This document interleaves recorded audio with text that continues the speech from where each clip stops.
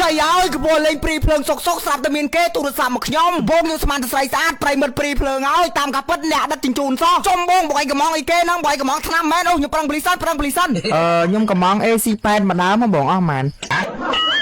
ជាសារបងឯងឲ្យទិញចំថ្ងៃ promotion ណាចង់បងអញ្ចឹងសតើឲ្យ90ហើយអីវ៉ាន់ហ្នឹងអីវ៉ាន់ស៊ីនអត់ដាក់ក្បាលអត់បងសេនបងហើយមាន free mode ក្នុងហ្នឹងអត់បង free mode អត់ free បង free អូ free mode ទៀតអញ្ចឹងបាញ់ដឹកមកដល់នៅបងចិត្តដល់នៅlocation នៅភូមិក្តែងវស្រុកកក្តានណាបងអូនេះបងមកអូលឿនចូលហើយលឿនរហ័សតន់ចិត្តហ្មងសមាកម្មថ្ងៃ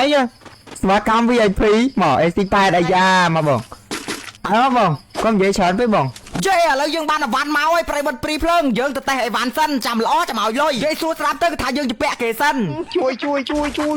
ទៅមួយគាត់ទៀត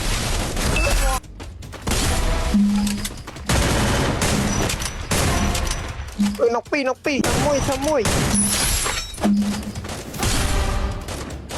អូមួយនេះមួយអើយម៉ែអើយជួយផង